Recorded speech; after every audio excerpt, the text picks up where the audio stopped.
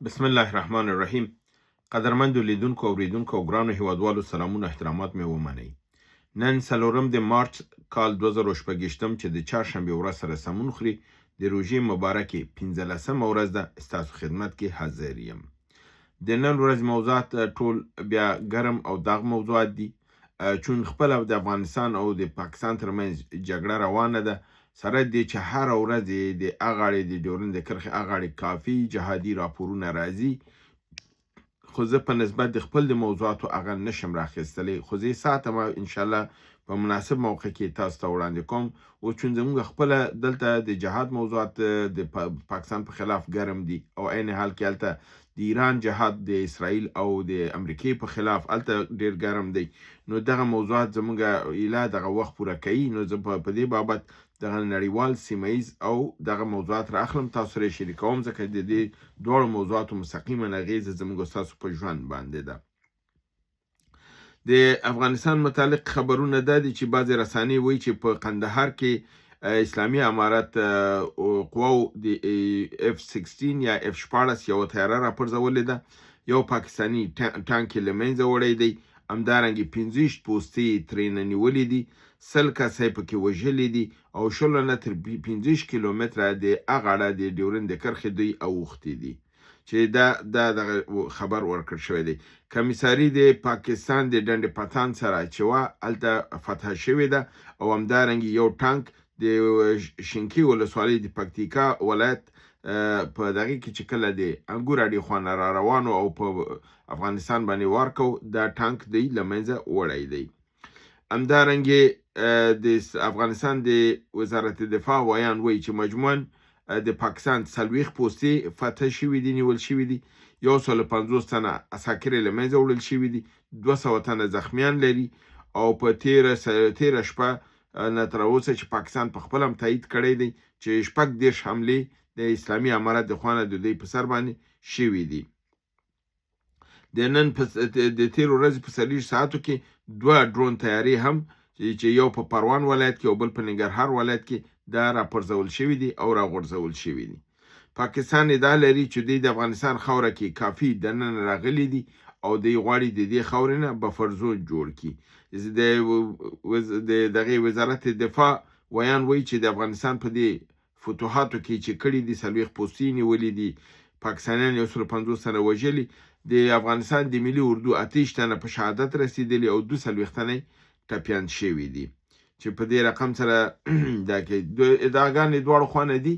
اسلامي امارت د خوا نه هم دغه دی چې اوس لکه چې فکر کوم ستراتیژي د اسلامي امارت هم بدلېدو کې ده، دوی به پس له دې دننه ځي، ساحې به ترېنه نیسي او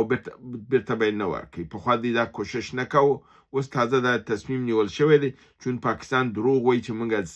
د افغانستان خاوره نیولې ده او موږ دننه ځو، او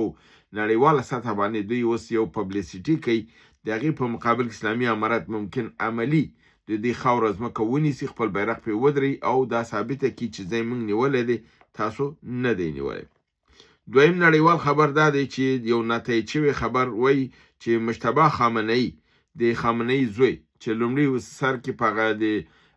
شهیدانو په لیست کې نوم راغلی او ویل کېده چې دا په هغه پلار سره یو ځای شهید شوی دی، اوس خپله اسرائیل هم وایي چې نه، دا په هغې شهیدانو کې نه و، دا بچ شوی دی، او د ایران نه دا خبر راځي چې دی د پلار ځایناستي په حیث کېدای شي متعین شي او د ده اعلان وشي. نو تر اوسه پورې تایید شوی خبر لاسته نه دی راغلی، هغه دغې رسنیي خبر په اساس باندې دا خبر راغلی و چې مجتبی خامنه‌ای په حیث د روحاني مشر د پلار ځایناستی وي او دا به تعین کېږي. بل خبر دا دی چې د جنگ په دغه کې تاسو معلومه ده چې دواړو طرف نه ډیر کلک وارونه یو په بل باندې روان دي. امریکا د ایران ډیر لوی ښارونه 12 ښارونه ټول ډیر زیات وهلي دي، ډیر قوي د بمبارد کړی دی، چې په هغې کې کرمانشاه ده، بوشهر دی، همدارنګه اصفهان دی، تهران دی، مازندران دی، دا ډیر ښارونه او ډیر ځایونه چې چیرته مهم دغه دي هغه یې وهلي دي. د ده په مقابل کې ایران هم کلکې ضربې ورکړي دي د امریکا په کشتۍ باندې وار کړی دی، د دې په پایګاګانو باندې وار کړی دی، په اسرائیلو کې ډېر زیات تلفات وراړولي دي او په مجموع کې ویل کېږي چې تر اوسه پورې د 1000 میزایله په دې ممالکو عربي ملکونو او د اسرائیل په شمول استعمال شوي دي. همدارنګې په حدود د 500 نه تر 700 ډرون تیارونه کار اخیستل شوی دی او د دغې خبر دا دی چې د امریکې دغه خو دی ووهله دا کشتۍ د ابراهیم لینکن کشتۍ دی پیوار وکړه، خو د دې یو اس اس فورډ یعنی جرالد فورډ کشتۍ چې ده دا بیرته تښتېدلې ده، دا یونان ته تللې ده او د هغې قصه جریان دا دی چې تاسو معلومه ده د کشتۍ کې کم از کم 15,000 عسکري او نور عمله ده او کار کوي. نو د دې هغه تشنابونو کې چې دی د دې داسې یو سیستم هلته جوړ دی چې هر عسکر باید څومره وخت کې کولی شي یو تشناب استعمال کړي. که چېرته یو تشناب یو لټرین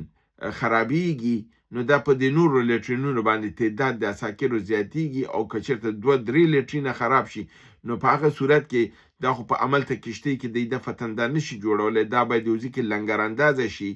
چې په د ضرورت د عساکرو هلته بیرون رفع شي او دوی تر څو پورې دا لټرینونه کمودونه جوړ کړي.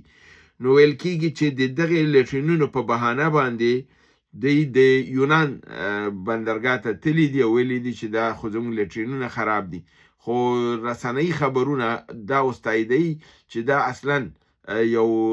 دغه د په نظامی شکل کې دې ته سپوټاژ وایي، سپوټاژ شوی دی یعنی قصدي دا کار شوی دی، د خپله عساکرو کړی دی چې د دغه بمبارد د میزایل د ایران نه وتښتېږي. نو دا کار یې کړی دی، خپل کمودونه یې بند کړي دي او بیرته د هغې په اساس باندې دی مجبور و چې مرکز د قومندې ته ووایي چې زموږ خو دا سیستم خراب دی. نو هغې ورته ووایي چې خیر تاسو یو ځای کې لنګر واچوئ او دی لنګر وړی دی په یونان کې اچولی، ځان یې د جنګ نه ایستی دی. نو د جنګي نقطې نظر د لحاظ نه دا یو د جنګ نه فرار دی چې دوی کړی، تېښته یې کړې ده، د جنګ نه تښتېدلي دي، د ایران د میزایلونو او د دې نه ځان بچ کړی دی، دوی تښتېدلي دي. همدارنګې فاینانشل ټایمز دا خبره ورکوي چې د CIA یو ایجنټ په تهران کې و او دوی ته دغه ټول معلومات چې د څه وخت خامنه‌ای او دا وزرا او دا نظامیان یوځای کېدل موثق خبرې ورکړی دی او د هغې خبر په اساس باندې دوی دا اقدام کړی دی. او بل دا دی چې په عین حال کې دا ویل کېږي احتمال د دې ډېر زیات دی چې سپاه پاسداران به د نفتو د پایپ لاین چې دی لوله چې ده دا په د باکو، تفلیس او د جیهان دا به د منځه دا کېږي وړي چې څنګه چې د عراق باندې ګیسو پایپ لاین بند کړ په دې نور سي باندې، ځکه چې دی وایي چې موږ په جنګ کې یو نو دنیا هم باید ورسره په دغه شي، ځکه دا ټول فشار راوړي اقتصادي په نړۍ باندې په ملکونو باندې او دی په دې ته مجبوریږي چې د امریکا په مقابل کې ودرېږي. همدارنګې قطر د ایران 2 جنګي جیټونه ویشتي دي او راپرځولي دي او د ایران دغه ده چې 6 تنه عساکر د امریکا وژلي دي، احتمالا دا په کویت کې وژل شوي دي. همدارنګې د قطر د انرژۍ دغه خپل ودرولی دی LNG چې دا همغه دی لیکوډ یعنی مایع ګیس چې دی دا پس له هغې نه چې دوی د همدغې LNG په مرکز راس لافان مسعید په دغې باندې مرکز باندې برید شوی دی. نو پس له هغې نه دا د LNG په حساب رسول دغه دا بند کړی دی کاملا. همدارنګې د سعودي پر رامکو د پټرولو په رفاینري یعنی مرکز د تصفیه د پټرولو او تولید پټرولو باندې برید شوی دی او د دې بابت نه چې دا د نړۍ یو لویترینه رفاینري او دغه د تولید پټرولو مرکز دی، دا په د حملې لاندې راغلی، د په اساس باندې دوی خپل تولیدات بند کړي دي او د دې د بابت نه په صرف 40 ساعتو کې د پټرولو قیمت د 2 نه څه کم 3 ډالرو ته اوچت شوی دی چې دا ویل کېږي دا به ورو ورو دې نه هم زیاتېږي او د استیمیشن چې تر اوسه شوی دی تخمیني ویل کېږي چې دا به $130 ته پر بیرل لاړ شي. همدارنګې د امریکې او د اسرائیل د پلان په هکله چې ایران باندې برید کوه دا چې دوی دا ویلي چې دا جنګ به 4-5 ورځو نه نور نه اوږدېږي. د ده په متعلق دغه کېږي چې ډونالډ ټرمپ ته داسې پلان جوړ شوی ورکړ شوی دی چې ایران خو بالکل آماده دی او سقوط لپاره او موږ چې ورځو خامنه ای او کابینه او دی وهو او بس خلک سرکونه ته وځي نظام جوړیږي. نو د 15 ورځې پروګرام یې ورته داسې جوړ کړی چې په اوله ورځ باندې به موږ حمله کوو، په دویمه ورځ باندې به رهبران او دا ټول مړی هیڅوک به ژوندي نه وي، په دریمه ورځ باندې به خلک په سرکونو راوځي او جشن به کوي. یعنې د شنبې په ورځ به موږ حمله کوو، د یک شنبې په ورځ به رهبران مړی، په دوشنبې په ورځ به خلک سرکونو ته راوځي، د سه شنبې په ورځ باندې به حکومت تغییر خوري او د چهارشنبې په ورځ باندې به مکمل د نړیوال مارکیټ کې یو نوی ایران به مارکیټ ته راننوځي او تجارت به شروع کیږي او نوی دنیا به وي. دا د دې هغه خیال پلو چې دوی جوړ کړی و، ځکه دوی ویلې چې باید دا جنګ 15 ورځو کې ختم شي. اما اوس په خپله حیران دي او خپله پوهېږي چې دا جنګ اوس د هفتو نه د میاشتو دی او په دې کې دوی د غټو ستونزو سره مخ دي، ځکه چې ایران نه تنها چې دغه ویشتل د اسرائیل ویشته، عربي ملکونه ویشتل، قبرس دغه چیرته چې دښمن ګوري هلته پې وار کوي او تر اوسه پورې کافي د دې مراکز او دی ورته د منځه وړي دي. همدارنګې ټرمپ خپل محبوب القلوب جنرال چې د خپل راوستی و، یا متقاعد جنرال راوستی و، د هغې متعلق ما تېره اونۍ 2-3 برنامو کې پې خبرې کړې وې. جنرال ډان کین چې هغه د په حساب جاینټ چیف آف آرمی دغه دی، د رئیس د خوای مرکزي د امریکا دی، هغه دې برطرف کړی دی او د دې د برطرفۍ علت دا ویل کېږي چې ځکه دې ورته ویلي چې دا جنګ مه کوه، دا جنګ موږ بایلو، د ایران حکومت نه بدلیږي او خبره د هغې په حقیقت بدله شوله. نو په دې اساس باندې هغې د دې جنګ مخالفت کړی او اوس هم ویلي دي چې موږ په غیر مشتعل یو مملکت باندې موږ حمله وکړله او هلته د یو ښوونځي کې موږ کم از کم 160 تنه ماشومان هم د منځه ویوړل. نو په دې اساس باندې دا د نړیوال قوانینو او اصولو خلاف کار دی او دا یو جنګي جنایت دی او د دې په مقابل کې به موږ حساب دی او دا نو د دې باندې ټرمپ اصحاب دغه شوي دي او خپل دا جنرال برطرف کړی دی او د خپل مقام نه لرې کړی دی. همدارنګې بل خبر دا دی چې د هندوستان او کاناډا ترمنځ لوی قراردادونه امضا کیږي او امضا شوي دي او هندوستان باید د کاناډا نه تنها چې کروډ آیل واخلي، کوم یو چې د امریکا ته ورکول، یعنې 93% د امریکا د کروډ آیل دغه د کاناډا په امریکا یې خرڅول، هغه اوس په هند سره معامله کوي. همدارنګې د خپل ریاکټرونو لپاره د یورانیم او د هغې ضرورتونه چې دي هغه ورته ورکوي دی، چون هندوستان فعلا 15 دغه نیوکلیر ریاکټرونه لري، 8 نورې لګیا دي جوړیږي او نورو ته هم ضرورت لري، ځکه چې کوم برخ ته چې هندوستان ضرورت لري هغه ډېر زیات دی. نو په دې اساس د کاناډا سره قرارداد کوي، دغه ریاکټرونه به کاناډا په هندوستان کې جوړوي په دې او د اولنۍ قرارداد د 3 میلیارډ ډالر د منځ کې شوی دی او د دې د یورانیم ضرورت به کاناډا د دې ته پوره کوي. نو په دې اساس هندوستان چون دغه ضرورت نهایت زیات دی او د دې لپاره لوی قراردادونه او دې ته ضرورت لري.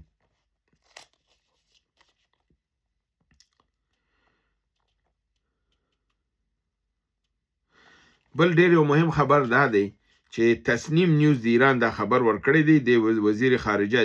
د مرستیال وزیر خارجه د خولې نه ډاکټر سعود د خولې دا وایي چې ممکن ایران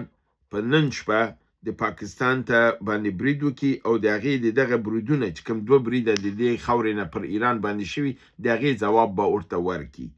نو دا خو تاسو معلومه دی، د پیشبیني ما تاسو کړې وه او ما تکرار تاسو ویلي و چې کومه ورځ د پاکستان نه په ایران باندې برید وشي، په ایران به د هغه ځواب ورکوي. اگر چې په دې موقع کې ځواب ورکول د ایران په ګټه نه دی، ما دا فکر کوم چې دی به لږ معطل شي چې د هغې نه ځان بېغمه کړي، دلته به ځواب ورکړي. خو دی اوس دا ویلي چې نن شپه د دې پاکستان د بریدونو ځواب دی ورکوي او دا بې ځوابه نه پرېږدي. که دا ځواب یې ورکړه د دې او هغې ترمنځ جنګ انخلي، د جنګ لوبه بالکل بدلیږي، اسرائیل په میدان پاتې کیږي، امریکا په میدان پاتې کیږي، هغې ناظرین کیږي او جنګ د ایران او د پاکستان شروع کیږي. همدارنګې د هندوستان یو لوی مفتی سلمان احمد ندوی ویلی دی چې د افغانستان سره د پاکستان جنگ چې دی دا یو غیر په حساب غیر قابل قبول دی او دا د درست کار دی نه کوي. د پاکستان په خلاف جهاد د افغانانو لپاره بالکل مشروع او فرض عین دی. په دې متعلق موږ تاسو په خوام کله چې متقی تلو یو 2-3 برنامو کې ما نه پښتنه دا شوې وه چې که چېرته ضرورت راشي د هندوستان علما به د فتوا د جهاد د افغانستان د دفاع لپاره ورکړي. ما ویلي چې او امکان شته دا فتوا ورکړي. نن دا فتوا دوی ورکړله چې افغانان د خپل حق لري او د پاکستان په خلاف جهاد فرض عین دی. او همدارنګه د مفتی سلمان احمد ندوی ویلي دی چې تقی عثماني او فضل الرحمن دا د پاکستان لوی علما دي. دې ته زه افسوس کوم چې دوی څنګه د حق خبرې په مقابل کې چپ پاتې دي او خپل اواز نه اوچتوي. دا دوی مسؤلیت لري او د الله په حضور به د ده ځواب ورکوي. همدارنګه د قطر پخواني صدر اعظم احمد بن جاسم جبر آل ثاني ویلي دي چې د ایران د قطر او د اسلامي ممالکو حاکمیت نقص کړی دی. دا درست کار نه دی مګر د ایران سره مستقیما انخته دا د سیمې په ګټه نه ده او دا موږ به دواړه ستړي کړي، یعنې ایران او عربي نړۍ به ستړي کړي او دریم قوت به راشي هر څه به واخلي. دا هغه څه دي چې ما تېره ورځ خپل په برنامو کې په دې باندې بحث کړی او دا مې تشریح کړی چې امریکا او اسرائیل دا غواړي چې ایران او عربي نړۍ سره ونښلي. کله چې دوی سره ښه دغه ووهي او بل ستړي شي بیا نو اسرائیل او امریکا ته په سیمه کې خپل حاکمیت او نظام کنټرولول ډېر اسانه دي. نو دا خبره نن صدر اعظم د قطر هم دوی درک کړې ده، دا خبره یې کړې او دا واقعیت دی. که دوی هوښیار دی به د ایران سره جنګ ونه کړي. که دوی سادهګان او د ایران سره جنګ وکړي نه تنها چې ایران ته هم ضرر رسیږي خو دوی پخپله هم پکې کاملا تباه کیږي او د دوی لاس ته څه نه ورځي. دا و زما د نن ورځې خبرونه چې ستاسو حضور ته مې وړاندې کړل. تر بلې برنامې چې بیا ستاسو حضور ته راځم تاسو په لوی پروردګار د عالمیانو سپارم. برنامه خوښه کړئ او سبسکرایب کړئ، لایک وهئ او زنګوله هم وچلئ، دوستانو سره یې شریکه کړئ. وما علینا الا البلاغ.